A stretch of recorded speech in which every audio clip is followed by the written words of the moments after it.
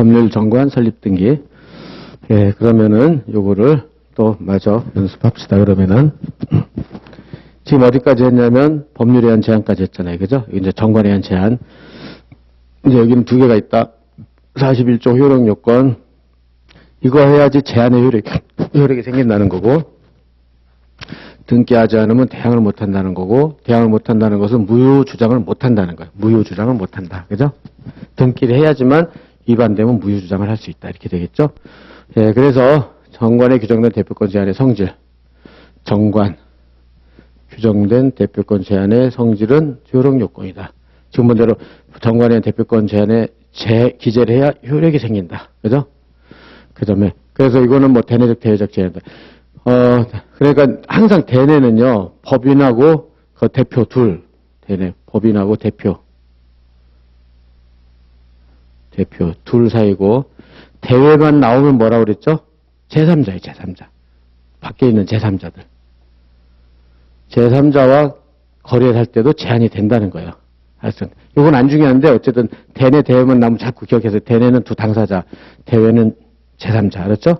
거기에 대해도 다 제한이 된다. 모든 사람한테 제한된다는 거예요. 모든 제한. 그렇게 하고 그다음에 등기. 그래서 정관의 규정의 대표권 제한을 위배했을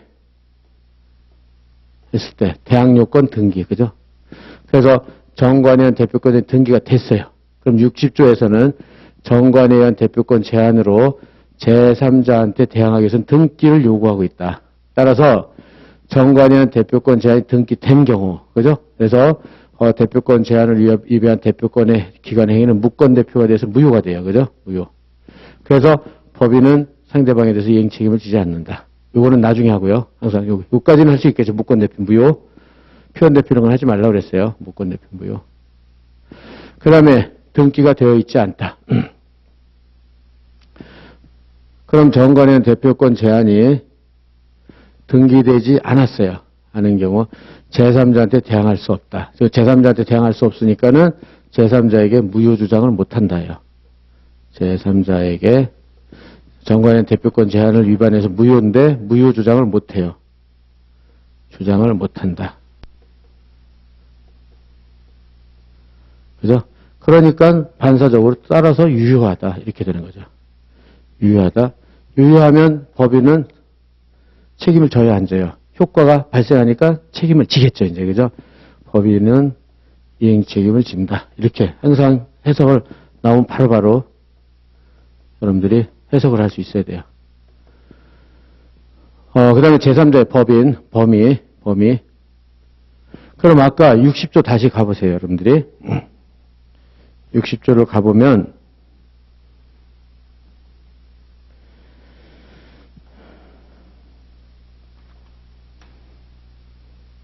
거기 60조 다시 이사의 대표권 제한은 등기하지 않으면 제3자에 대하여 대항하지 못한다. 이렇게 돼 있죠. 거기 선이 악이라는 말이 써 있어요? 없어요? 없죠. 그래서 오른쪽 조그만 것이 봐보세요. 상대방이 선이든 악이든 불문하고 대항하지 못한다. 그래서 대항하지 못하니까 무효 주장을 못한다는 거예요. 그렇게 아무것도 안 써 있으면 선이든 악이든 대항하지 못해요. 선이든 악이든. 그런데 우리가 저번 때 한번 공부했지만 예를 들어서 107조 가보세요. 107조 2항 107조 2항 거기 진이 아닌 의사표시 비진이가 나오는데 2항을 보면요. 전항의 의사표시의 무효는 선이 표시해놨어요. 선이 제3자한테 대항하지 못한다. 이렇게 됐죠. 따라서 악의의 제3자한테는 대항할 수 있다요. 그죠? 이렇게 조문 보면 이제 알 수 있겠죠. 조문에 선이든 악이든 아무것도 안 써 있으면 선이든 선이자 악이자 모두 대항을 못하는 거고 여기처럼 선이라고 딱 제한되어 있으면 선이자한테만 대항하지 못하지 악이자한테는 대항할 수 있고 해석론 알겠죠. 그렇게 하는 거. 그러니까는 여기 제3자의 범위는 어떻게 되겠어요? 선악 안 써 있으니까 선이자든 악이든 자기든 대항을 못해요. 그래서 판례도 그대로 얘기하잖아요. 그래서 판례는 법인의 정관에 의한 대표권 제한 규정이 있으나 등기가 되어 있지 않다면 선이냐 악이냐에 관계없이 제3자한테 대항할 수 없다. 왜냐면 이것 때문에 60조 문헌이라는 것은 법조문 때문에 그죠? 이게 중요해요. 여기 보면 선택형 엄청 많이 나오죠. 엄청 많이. 그죠? 따라서 선이냐, 악이냐, 관계없이 요거 암기. 왜냐면 암기 안 해도 되는 게 조문에 딱 돼 있으니까 이제 쉽죠. 조문에 아무것도 안 써 있으니까 선이 암기 다 대항 못하죠. 그죠? 왜냐면 선이만 하려면 선이에 이렇게 돼 있단 말이에요. 그죠? 이렇게 돼서. 따라서 여기 밑에, 그래서, 따라서 정관이한 대표권 제한이 등기되지 않았어요. 않았는데, 그렇게 되면 법인은 제3자한테 정관의 대표권 제한 주장할 수 없잖아요. 그죠? 따라서 대표기관 행위는 유권 대표가 돼서 유효가 되는 거예요. 그죠? 그죠? 그래서 이행 책임을 진다죠. 이거 그대로. 지금 했죠. 무효 주장 못한다, 유효하다, 이행 책임 진다. 이렇게 해석을 그대로 하는 거예요. 그죠? 할 수 있겠죠, 여기까지. 그 다음에 법인의 이익을 위한 행위일 것. 법인의 이익을 위한. 세 번째 요건. 이제 대표권 남용이라고 그랬어요. 남용이 형법적으로 말하면 형법, 범죄를 저지르는 건 횡령죄 이런 말 많이 들었잖아요. 횡령죄가 빼돌리는 거예요. 주인의 돈, 법인의 돈을. 그죠? 그래서 대표권 남용이 저기 인정되기 위해서 이거 봐보세요. 대표권 남용 행위가 있어야 된다. 남용이라는 게 횡령이란 말이에요. 즉, 법인의 대표기관이 법인의 이익을 위한 것이 아니라 자신 또는 제3자한테 이익을 주기 위해서 대표행위를 하는 걸 횡령, 남용행위라고 그래요. 무슨 말 알겠죠? 아까 만 대로 자기가 그냥 싹 가서 술 처먹고 뭐 주식 투자에 다 써버렸다. 그게 횡령이자 남용행위예요. 그죠?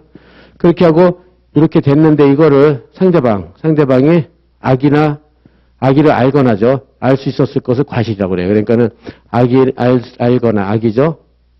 알 수 있었음에도 불구하고 몰랐으니까 실수가 있잖아요. 실수가. 그죠?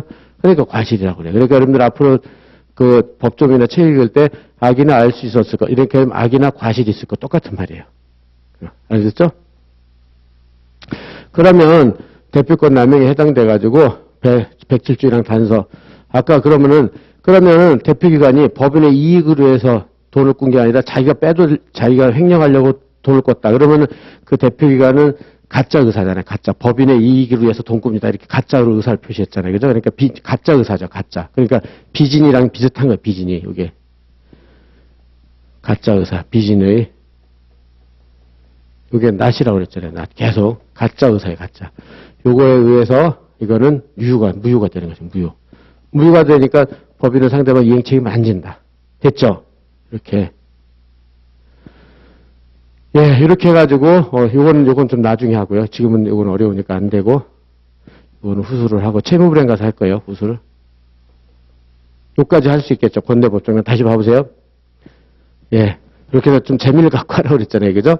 권리능력 내 대표권 법인의 이익을 위해서 했을 때는 법인이 이행 책임지고, 권리능력 벗어났다. 대표권 중 법률에 제한 위반했다. 무효. 정관에 의한 제한이고 등기가 있을 때 무효. 그죠? 없으면 유효. 그 다음에 횡령, 남용을 했으면 상대방의 악이나 과실이 있으면 무효. 그죠? 이렇게 무효면 책임을 안 지잖아요. 그래서 이걸로. 그죠? 되겠죠? 그리고 이 그림, 요거요. 머릿속에 항상 있어야 돼. 법인 나올 때는. 그렇죠? 예, 요까지. 남용까지 됐어요. 여기까지 넘어가서 이제, 요번에는, 불법행위 책임. 근데, 노트에서 오늘 간단히 개관만 해봅시다. 불법행위 책임이 나오는데, 지금 본 대로요, 이번에는 이행 책임이 아니라 갑법인이 있었고, 삼성이라고 생각하고요. 을 대표가 있었는데, 병에게, 만약 삼성전자다. 그래서 을 대표가, 여기에 대해서 컴퓨터 같은 걸 팔았다. 그죠? 팔았다. 그랬는데, 여기 병이 이걸 사가지고 쓰다가, 컴퓨터가, 회선 불량으로 인해서 화재가 났다. 화재가 나서 손해를 입었다. 그죠? 이랬을 때, 그러면 이 손해를, 갑법인한테 손해배상을 청구할 수 있느냐, 이게. 갑법인한테. 그죠? 갑법인한테. 그런데 아까 개인이 개인을 때리거나 돈 꿔서 떼어먹거나 그러면 750조 불법행위로 인한 손해배상이라고 그랬잖아요. 그죠? 근데 이렇게 대표기관 행위로 인해서 손해가 입었을 때 법인이 책임지는 거는 750조가 아니라 35조 따로 있어요. 따로. 한번 35조에 가보세요. 예, 이제 뭐 오늘부터 진짜 민법 공부하는 것 같죠? 막 그냥 굉장히 어렵고 그렇지만 자꾸 재미를 좀 느끼라고 그랬어요. 그죠? 아, 이렇게 하면 되겠구나. 그런 재미. 35조를 가보세요. 여기서 35조 1항. 35 제목을 봐보세요. 제목. 법인의 불법행위 능력. 즉 법인이 불법행위 지려면 어떤 요건을 구비해야 되냐. 조문에 딱 규정되어 있는 거예요. 그죠? 그래서 거기 보면 법인은 이사 기타 대표자가 자르세요. 첫 번째 요건. 법인 이사 기타 대표자가 일 것, 이사 기타 대표자일 것 자르고, 그 다음에 직무에 관하여 일 것 자르고, 셋째 타인한테 손해를 가할 것 이렇게 해요. 그러면 배상할 책임이 있다가 효과예요. 그죠? 그러면은 여기서 본 대로 요건이 뭐예요? 이사 기타 대표자일 것, 직무에 관하여일 것, 타인한테 손해를 가할 것. 그죠? 그렇게 하고 거기에 두 번째 문장을 봐보세요. 이사 기타 대표자 개인이요. 개인도 이로 인하여 자기 개인의 손해배상 책임. 그거는 750조예요. 750조. 하여튼 사람이 사람한테 손해배상 책임지는 건 750조예요. 그죠? 그건 750인데 1항을 보면은 법인이라고 돼 있잖아요. 법인. 법인의 책임은 35조 1항이에요. 750이 아니라. 그래서 써놓으세요. 그렇게 해가지고 또 거기서요. 여러분들이 법조문에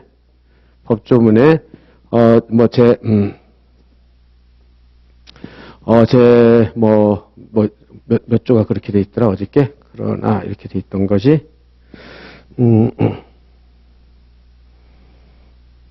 저기 5조를 보면, 5조 봐보세요. 5조 1항. 쭉 써 있고, 그러나, 이렇게.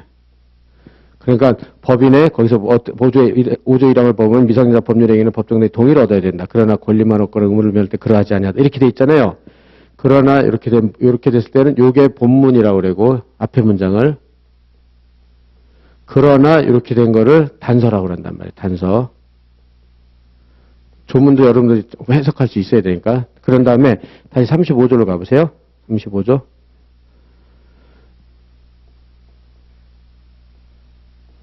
1항. 첫째 문장, 둘째 문장 이렇게 돼 있단 말이에요. 첫째 문장, 둘째 문장. 첫째 문장은 거기 35조를 보면 법인의 이사 기타 대표자, 직무가 타인한테 손해가 배상할 책임이 있다.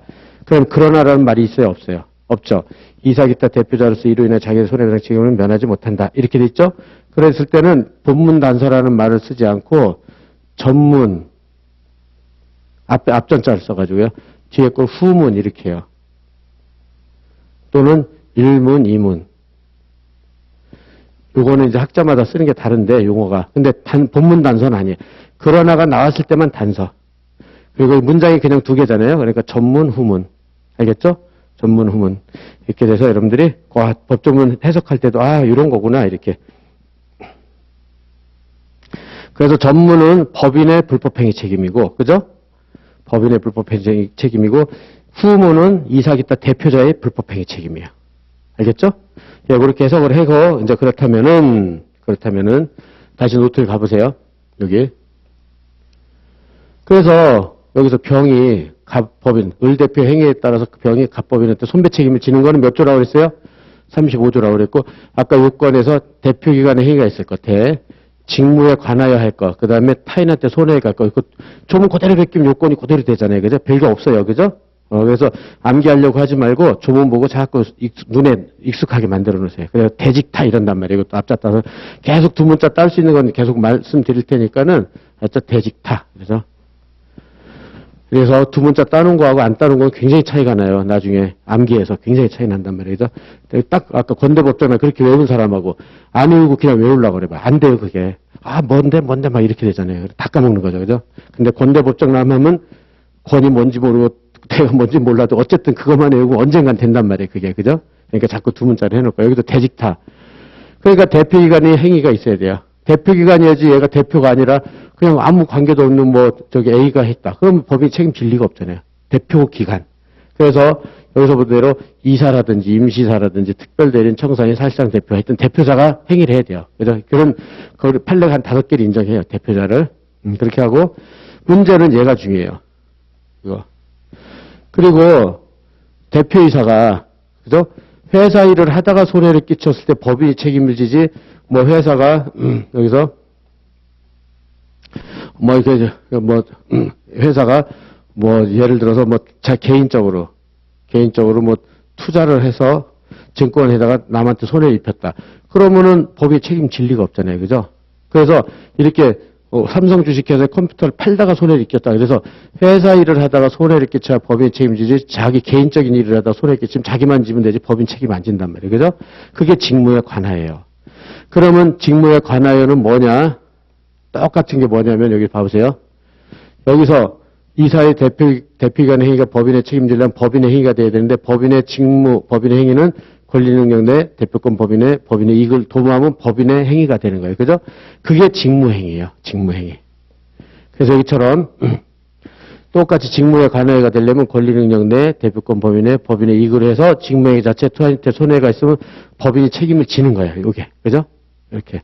그래서 직무에 관여, 그러니까 건대법정은 요거 외우는 게 아주 중요해요. 법인에서는. 그죠? 그래서 권리능력 내 대표권 법인의 이익을 해서 여기다 손해를 끼쳤다. 그러면 법인이 책임지는 거죠. 법인 일을 하다가 손해를 끼쳤으니까. 근데 문제는 여기서 본 대로 그러면은 벗어나는 행위. 권리능력을 벗어났다, 대표권을 벗어났다, 사익을 도모했어요. 그러면은 얘네들은 직무행위가 일단 아니죠. 얘네들은 직무행위가 아니에요. 벗어났으니까. 그죠? 직무행위가 아니다. 근데 얘가 어떻게 했냐면 아까 본 대로 갑법인 대표를 이렇게 해서 직무행위 같은 외관은 있단 말이에요. 외관은. 그죠? 외관. 그죠?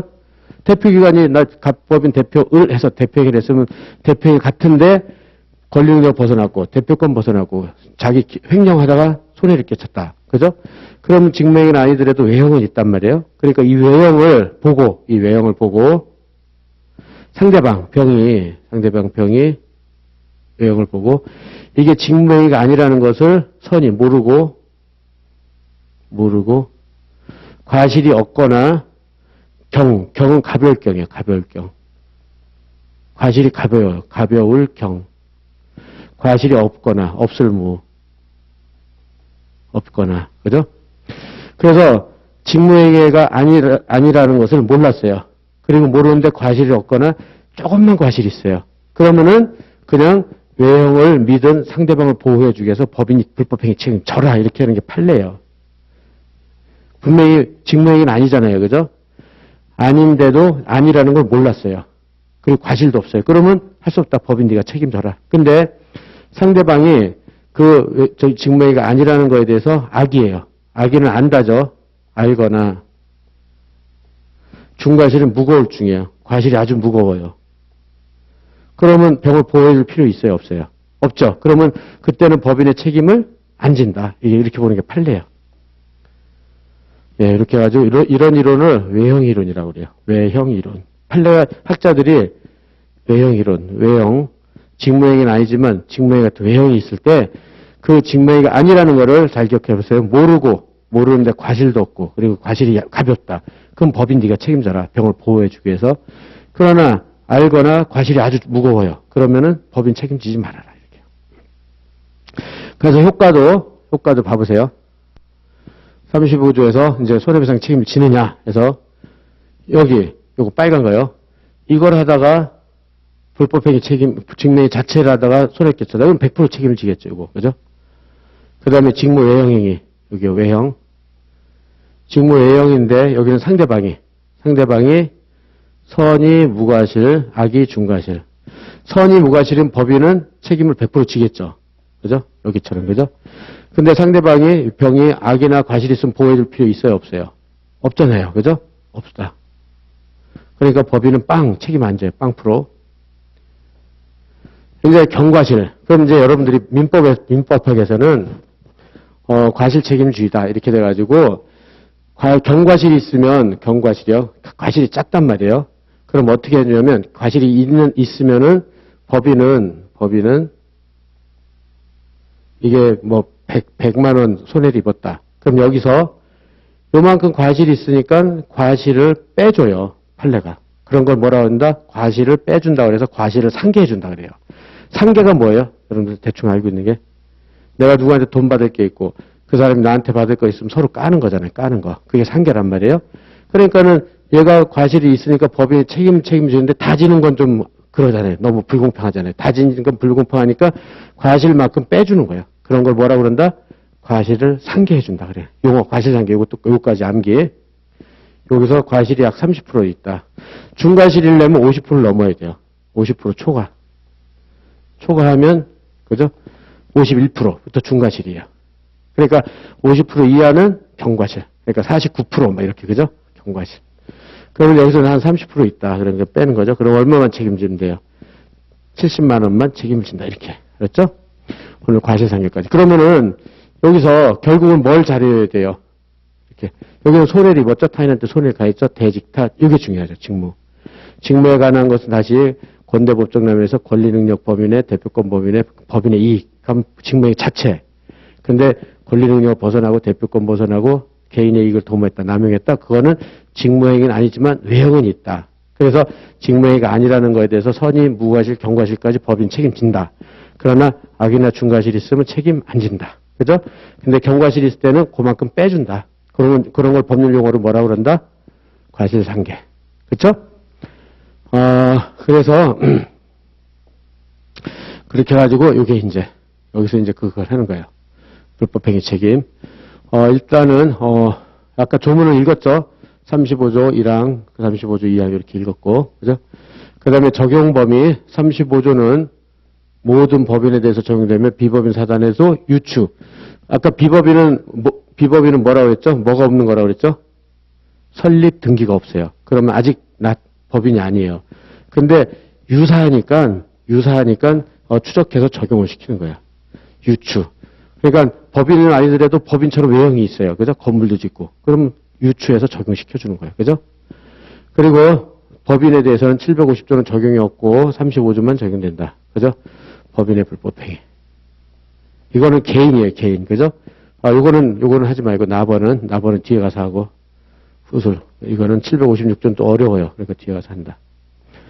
그렇게 하고 그 다음에 성립 요건. 여기서부터 대직타라고 했잖아요. 대직타. 대표기관의 행위일 것. 이임, 특청사, 이사, 임시이사, 특별대리인, 청산인, 사실상 대표. 여기 앞자만 따면 돼. 이거는 요 중에 한 사람이 하면 돼요. 그러면 누가 책임을 진다? 법인이 책임을 진다. 그냥 앞자만 따면 돼. 이임, 특청사. 중요한 건 항상 얘라고 그랬어요. 직무 관련. 그죠? 얘가. 직무에 관한 행위일 것. 그래서 벌써 판례가 무슨 이론? 외형 이론이라고 그랬단 말이에요. 그죠? 그래서 직무에 관하여 타인한테 손해를 가했을 때는 불법행위 책임을 지는데 판례, 직무에 관하여 의미에 대해서 판례는 뭐라고 그러냐면 직무에 관하여 의미는 다음 페이지 보면은 법인 행위의 외형이요. 법인 대표자의 직무행위라고 인정될 수 있는 것이라면 그것이 설사 그 대표자 개인의 사리를 도모. 사리라는 것은 개인의 이익이에요. 개인의 사적 이익. 이런 게 뭐라고 그랬어? 대표권? 금방 뭐라고 그랬죠? 횡령이고 민법으로는 대표권? 남용. 그죠? 남용이죠. 남용을 도모하기 위한 것이었거나 여기 있죠? 혹은 법률의 위반. 법률에 의한 대표권 제한 위반. 그죠? 법률에 의한 대표권 제한 위반이죠. 이거 했다 하더라도 여기에 대해서는 직무에 관한 행위라고 봐야 한다. 그죠? 다만 외형이론의 제한, 외형이론은 상대방의 악이나 중과실이 없을 것이다. 상대방의 정당한 신뢰를 보호하기 위한 것이다. 따라서 법인의 대표자 행위가 직무에 관한 행위가 해당되지 아니함을 피해자가 알았거나 중대한 과실로 인하여 알지 못한 경우 이런 걸 뭐라고 그랬죠? 악의 중과실. 악의 중과실 였으면 법인에게 손해배상 책임을 물을 수 없다. 그죠? 그러나 선이나 경과실로 알지 못한 경우에는 이때는 법인의 손해배상을 책임져야 돼요. 그 사람은 보호해 줘야 하니까. 그냥 과실상계 있을 땐 과실상계를 한다. 이렇게. 예, 지금 이렇게 돼서 판례 입장을요. 이렇게. 그래서 이걸 이해를 하고 암기를 해야 되는데 요 말로만 읽으면 무슨 말인지 모른단 말이에요. 그죠? 그러니까 여러분들이 철저하게 이걸로 가서 여기다 이렇게 써놓으세요. 여기다 요거. 권리능력, 대표권 법인. 요거 벗어나면 직무행위 아닌데 외형, 선임 무중과의 경과실 때는 책임지고 악의 중과 책임 안 지고 이거 이렇게 그려만 놓으면은 그냥 요거만 있어도 답안지 쓴단 말이에요. 그죠? 그래서 선택형도 다 맞출 수 있어요. 이렇게 되면. 근데 그냥 판례만 읽으면 하고 또 넘어가면 끝이에요. 무슨 말인지 하나도 모르고. 알았죠? 다 법학은 그렇게 돼 있어요. 그러니까 여러분들이 강의를 들어서 철저하게 해놔야 돼요. 그렇죠? 그래서 여기는 이제 그래서 이제 구체적으로 쭉 정리해 놓은 건데 시간상 여긴 좀 내일 정리하는 걸로 하고 너무 복잡하니까. 그래서 법인 대표기관이 타인한테 손해를 가해야 되죠. 그러면 효과, 법인의 책임, 대표기관이 직무에 관하여 타인한테 손해를 가했을 때 법인은 피해자에게 손해배상을 해야 한다. 30조 1문. 그죠? 그래서 대표기관이 직무 외형 행위에 대해서 타인한테 손해를 가한 경우 선의 무과실이면 그죠? 이때는 법인은 100% 손해배상 책임을 지고 그다음에 경과실이 있을 때는 과실상계. 항상 경과실, 과실상계 이렇게 외우세요. 경과실, 과실상계를 해야 되고 상대방이 앙흑이 중과실 때는 손해배상 책임이 없다. 이렇게 된 거죠. 네, 그래서 이거 직무 외형행위. 이건 좀 파란 걸로 해야 되는데 아까 이건 외형행위.